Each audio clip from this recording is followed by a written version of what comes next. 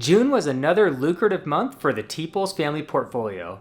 It rose over $62,000 in the month alone. That puts the gains at over $108,000 over the past 2 months. SCHD dropped a huge dividend and VGT has been going absolutely bonkers. I'm happy about the progress, but the theme in this month's video is going to be to not get too high and too happy-go-lucky during the booms. In this video, we'll be covering every aspect of my portfolio from the month of June. I'm sharing my journey to help the masses understand that this stuff is not rocket science. If this average Joe can do it, then so can you. This isn't a flexing competition. We are in this thing together. I invite you to join me on this journey towards financial freedom, regardless of where you're at right now. We'll get into the portfolio's value by holding, all new transactions for June, dividends received in June, a HODL factory update, which is my individual stocks, and any future strategy changes that I might be thinking about. If you're new to the channel, welcome. My name's Jeff T-Pulse, and here we aim to grow your wealth with simple, time-tested solutions. Please decimate that like button, subscribe if you haven't already, and drop me a comment down below with any ideas that you have for these monthly updates, or anything else that comes to mind. Your boy is still sponsor free, but I do have a couple links in the description below that I genuinely think will help you on your investing journey. There's a link down there for Seeking Alpha if you or a friend is interested in Seeking Alpha Premium. This will save you at least 20% on your first year. And then there's also one for my Amazon storefront with my favorite books that I've read recently, if you're interested in checking those out. All right, let's grow. I'm an optimist, and I expect my portfolio to increase by 10% per year over my investing career. And this isn't random. It's on par with what the market's done over the last century, not accounting for inflation. I never account for inflation in portfolio projections because it makes the numbers inaccurate and I'm a math nerd, but I hope for 7% per year growth net of inflation. I calculate purchasing power separately in a more dynamic model. We always hear that the market goes up about 10% on average, but realize that these numbers will be all over the map. For example, in the last couple months, I've almost received my whole 10% for an entire year. I think it's important to never get too high or too low in investing. Don't abandon your system because of recent events. There are a lot of people that are jumping on the growth bandwagon because of the past few years. Why on earth would we buy SCHD if VGT and QQQM are crushing it? It's dangerous to get outside of the target allocations that you built into your system based on your risk tolerance and your goals. You will end up naturally buying high and selling low because of what is known as the reversion to the mean. We are terrible market timers. Growth will cool off and value will heat up again, but the secret is that nobody knows exactly when this is going to take place. If you're breaking your system right now to load up entirely on growth, you will underperform long-term. And the probabilities increase as we zoom out. It's like playing blackjack and hitting on 11. That's good value. And of course, it's a good move. Do you hit on 12? Yeah. 13, 14? Probably. How about hitting on 18? Loading up entirely on growth is like hitting on 17 or 18 or 19 to keep riding that momentum. Can it work for short periods of time? Of course. But the higher that it gets, the more likely you are to bust. Always buy everything in your portfolio, but keep it balanced to thrive in all markets without falling face first when the market flips. And speaking of the market and managing portfolios, let's go see what I've been cooking up. Portfolio overview. I'm looking for ways to shorten this section because I provide monthly updates. We'll cover all the details in the screen share. Then we'll look at my portfolio tracking spreadsheet that pulls everything together for our overall target allocations. And this one's out there for the channel members. Feel free to make a copy and make it your own. Okay, we're out here on E-Trade, and this is where my wife and I have our taxable brokerage account and my old 401ks, which have been rolled into IRAs. So I'm currently showing all brokerage accounts. About half of this is taxable and about half is tax protected. And we're just going to look at each position here real quick. After this, we'll hop over to Seeking Alpha, where I aggregate the entire portfolio. But just to show, I really do have these positions and I'm not just like making some crazy stuff up. Let's just start here. SCHD is my biggest single position out on E-Trade. You can see that I have $332,000 worth. Average cost is 72 and change, and I have 4,316 shares. VGT is my second largest position at 500 shares. My average cost is $246 a share, and that's worth nearly $300,000. And then we have our money market here. We'll dive more into this when we get to Seeking Alpha. And JEPQ, we still have 1,632 shares, 48.23 a share, and it's worth just over 91,000. And our new guy this month, QQQM, we have 435 shares. I will say 3 of these shares are my nephew's account. I have a custodial Roth for him. It's 3 shares of QQQM, and these 2 down here are not mine. So you'll notice in Seeking Alpha, I'll only have 432. I clean all that up. But the average cost is $190.34, and it's worth nearly $89,000. We've already seen 6,000 of gains, which is pretty good. And that does it for E-Trade.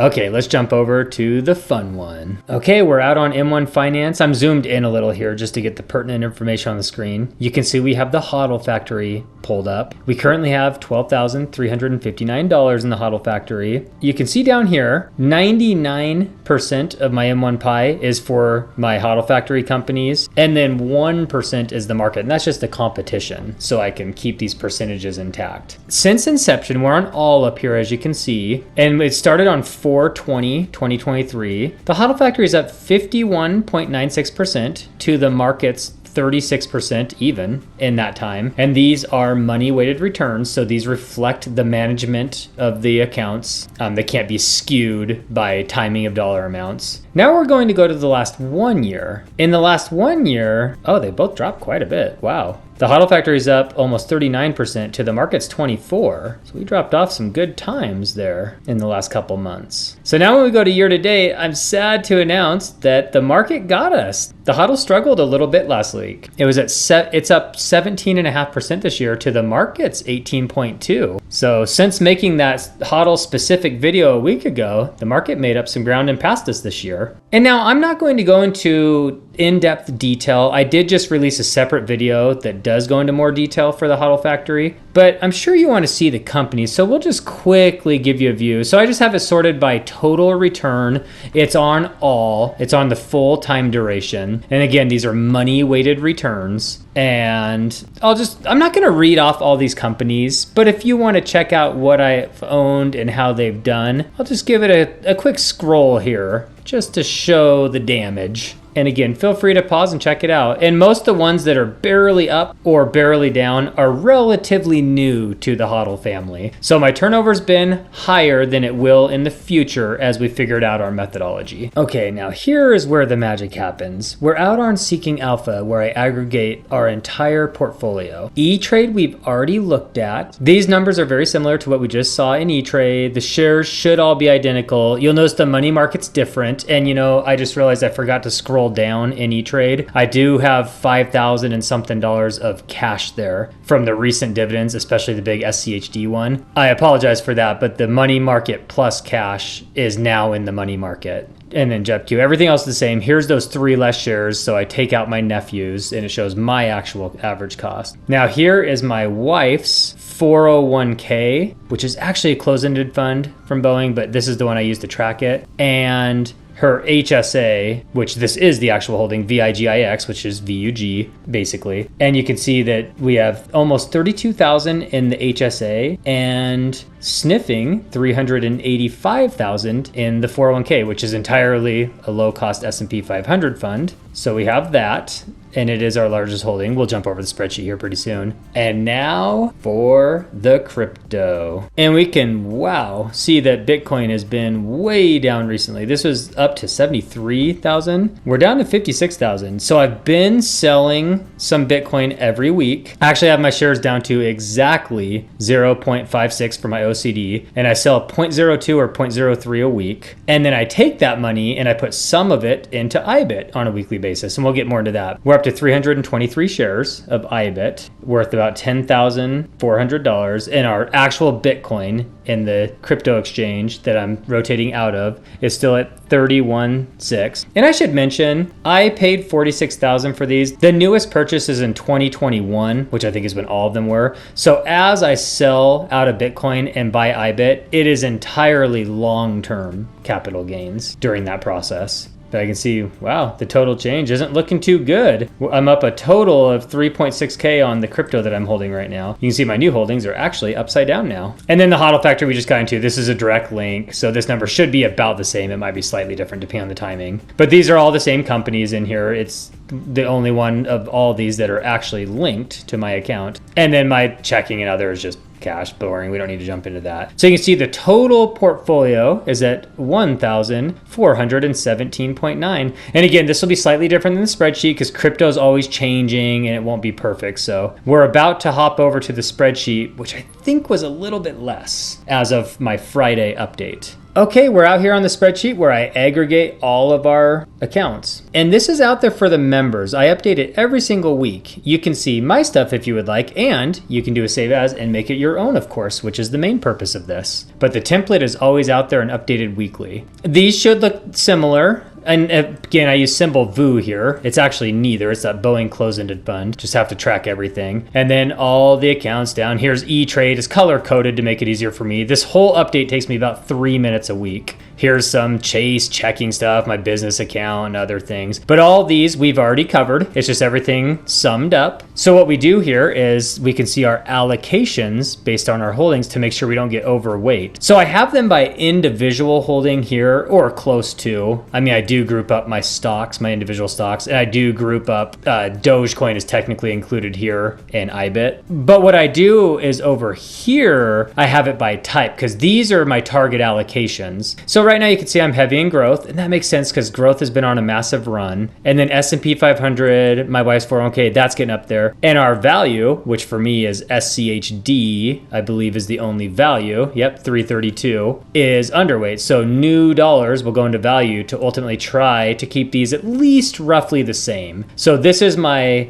market timing, in quotes, buying guide. When I buy to these target allocations, I stay fairly balanced. And then cash is all the checking and the money market and the E-Trade cash. Everything rolls into cash, and we're at 9.6%. Like that around 10, not too much above 10, so that's pretty good. Cash flow is what I consider JEPQ, which is a temporary holding for me. I love JEPQ, but I'm going to roll it into QQQM most likely once it's a year old. But it's at 6.4% for my cash flow category. So really you can almost consider this cash, or you could maybe consider it, debt value / dividends, or even growth because the holdings are growth. So I just made a category of why I have it, and that's cash flow. You can call these whatever you would like. If you're a member out there, just you change things here, and all pivot tables are dynamic, so they'll change with you. So we have cash flow, and then crypto, I like between 2 and 5%, and it's at 3, not bad. And then the HODL factor is still only 0.9. These, I'm just getting my methodology ironed out, and eventually they'll be ramped way up. Now, I am happy to say that the first update in July, right around my birthday, I might add, was an all-time high. You can see here at 1,416,000. It's the highest it's ever been, and that's why it's highlighted. So anything that's highlighted was an all-time high at the time. The last update that we did was, I believe, this one. So we are up a massive $62,000 since that time. And one of my favorite things about this simple tracker is we have a portfolio value by month. Regardless of how many updates are made, this will just show the average monthly account balance. And as you can see, in July of 2024, we're at that exact number because we've only done one update, but it looks like it's the highest bar. The second highest was last month, where the updates averaged 1.392 million. So this is just fun to see how we progress over the years. 2022 was a brutal one. At the time, I was making well into 6 figures and putting tons of money into the market, combining with my wife's income, and we were still going down. So 22 was rough, but then since then, it's been pretty easy sailing. From my perspective, I just dollar cost average into my target allocations, and I don't care what these bars do. But in time, they go up. Time for the fun stuff. Where did the new dollars go? Portfolio contributions. We'll look at each transaction that was made in June, but I first want to touch the default investing that we do automatically. We prioritize maxing out my wife's 401k and HSA, and her company provides a pretty ridiculous match. Her first 8% that she puts in gets matched with 10% from the company, plus a couple other little perks. We invest my YouTube money into the HODL factory on M1 Finance. These are all my individual stocks. And that's it for the automatic investing. Let's check it out. Dividends received. We have June selected on our transaction spreadsheet here, and you can see that the HODL factory was funded 4 times for a total of $1,275. Every week I was moving $350 a week, and this is based on how much money I'm netting on YouTube. Unfortunately, I had to move down to $225. The channel has not been making as much money lately, so this is right in the middle of those, and I put a total of $1,275. This is new money. This is YouTube money. And then this iBit I purchased weekly, and my total cost for the month was $2,116, an average of $37.80, which is now above the price of iBit. Whoops. And SCHD, we picked up 96 shares at an average cost of $77.61, and that was almost $7,500 worth. Both of these are coming from the online broker that I'm selling Bitcoin from. So every week I'm selling a chunk of Bitcoin and I'm putting it into SCHD and iBit. And now if we unfilter for the entire year, this is what we've picked up. And a lot of this SCHD was my last 401k rollover. I covered that in a previous video, a big chunk of this, but it counts. So we've put $89,500 of new transactions into the portfolio this year. And the HODL factory has been funded with $5,050. iBit, we've picked up 309 shares at a cost of $11,000. And JEPQ, I picked up 15 shares, and that was just at the very beginning of the year in January. Most of us purchased last year in 2023. And then SCHD, including that big rollover, has picked up 945 shares at an average cost of $76.94. The dividends that we received in June were down compared to last June, but there's a good reason for that. Let's get into the details.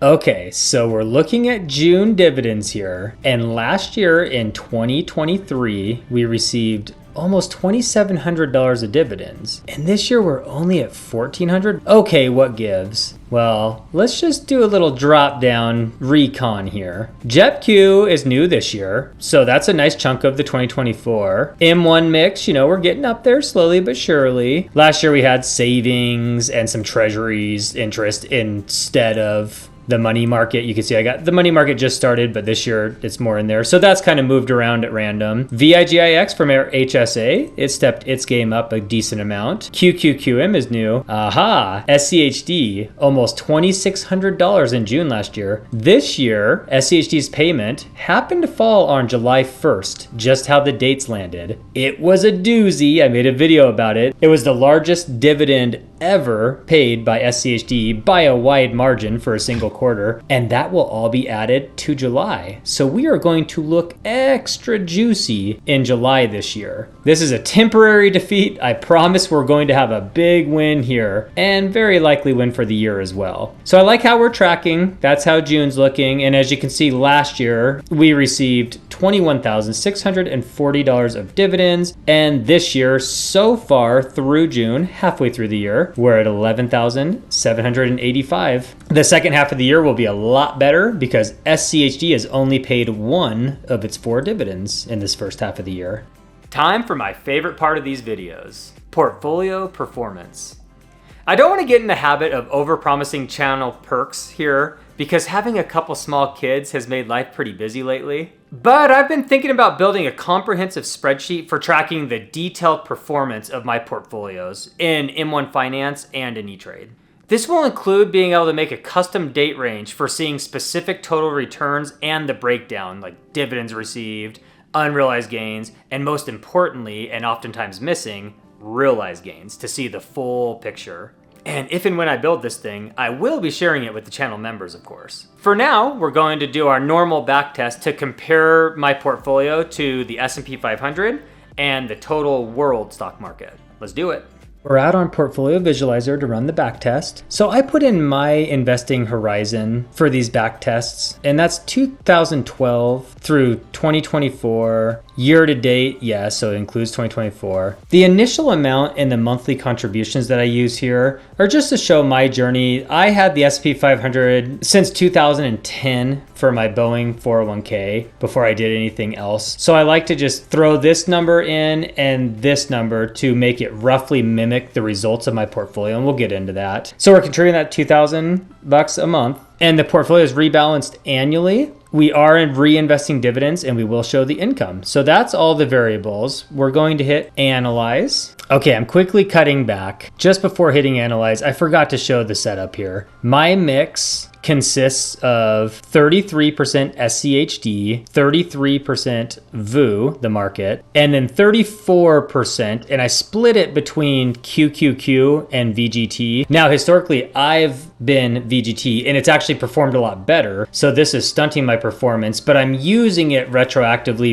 because moving forward, I do have this mix with my growth. And then, of course, Portfolio 2, and you can't quite see it here, is VU, the S&P 500, 100% of it. And then Portfolio 3, the other competition, is VT, the World Equities Fund. So that's like VTI plus international, and it's 100% over here for Portfolio 3. We'll start in the performance summary. So you can see the starting balance is that 82,000. Again, I was just making the numbers work. We put in 2K a month. We end with my mix with 1,414,000. And this is roughly what I have now. I just got it close. If I would have done the exact same contributions, but with the market, we'd be at 1.23 million. And then the same concept, but with the World Fund, which is about 60% US, 40% international right now, we would be at 872. I like my mix. We're going to hit all the return information down below and even these best and worst years. You can see the best year is a little bit better. My worst year is slightly better than the other two funds as well. The standard deviations are all pretty similar. This gives us a pretty even mix, really. The Sharpe ratio and Sortino ratio will be much higher with, actually a little bit higher with mine and much higher than the World Fund. It's just risk adjusted return stuff. For the annual returns, going year by year here, we have my mix is the blue dot, the market is this green one, and then VT is the gray one.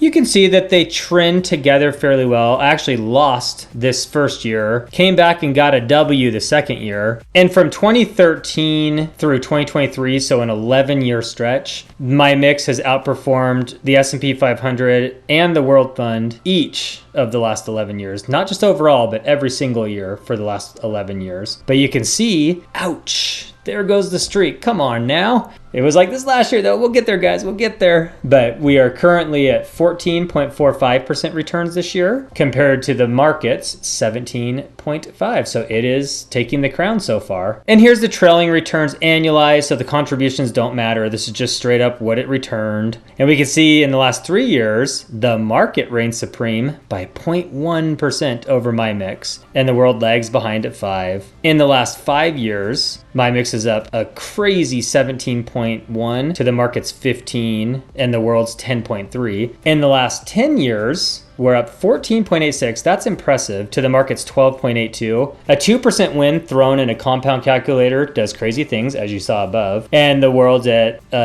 lagging 8.5%. And during the full 12 years and change, right? I think so. We're up 16.17% to VU's 14.6%. Not quite a 2% gap there. It caught us recently. And the world's 10.4%. I always like to quickly show the portfolio income. We start the lowest with mine. It's a slightly lower yield, but you can see the growth of it over time slightly outperforms that of VT and VU. And the world market actually outperforms VU, but we slowly get that portfolio income. Now, this isn't necessarily a dividend portfolio, of course, but we're almost at $20,000 a year. in 2023, and that's ahead of the 14.7 and 15.4K per year respectively of the S&P 500 in the world. So it's a good income portfolio. This is new information that Portfolio Visualizer provides as of a couple months ago, and I like to throw it in there. It shows the trailing 12-month yields for each fund, and so the weighted trailing 12-month of my mix is 1.85% dividend yield, and the expense ratio is about 8 basis points, and the price to earnings ratio is 25.3. Now, if you look down at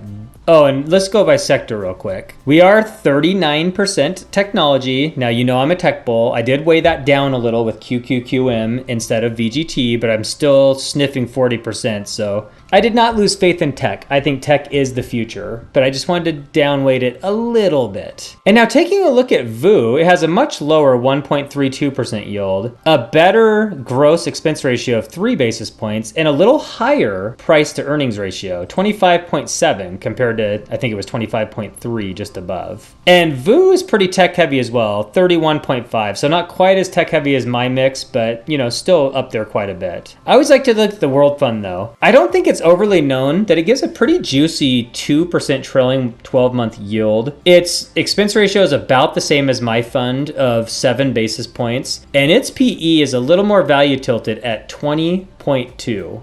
Looking ahead, we added a large position in QQQM since our last update. And the process of transitioning from my crypto broker into IBIT within E-Trade has continued as well. No other update comes to mind. I'm just staying the course and continuing to buy to my target allocations. And the last thing to shout out this week is that we have 5 new channel members. A huge shout out to the 5 of you that are on the screen now, and of course to everyone that's been here all along. I hope you're enjoying the badges, the emotes, the comment priority, and the nerdy spreadsheets. The last thing I'll say this week is I've been cooking up a new idea in my head that I think the channel members are really going to like. I'm not quite ready to spill the details yet, but it'll be a way for me to give back and say thank you to the channel members, and it will reward people for their tenure. So more to come on that. I think that about does it. Thanks for watching another portfolio update. Again, the mission here is to help you reach your version of financial freedom. I think that it's important that I show that I practice what I preach, unlike a lot of people on this platform. We really can win this simple game together. Check out one of these 2 videos if you want to continue blazing your path towards financial freedom. Thanks for watching, and I will see you here in the next one. Peace.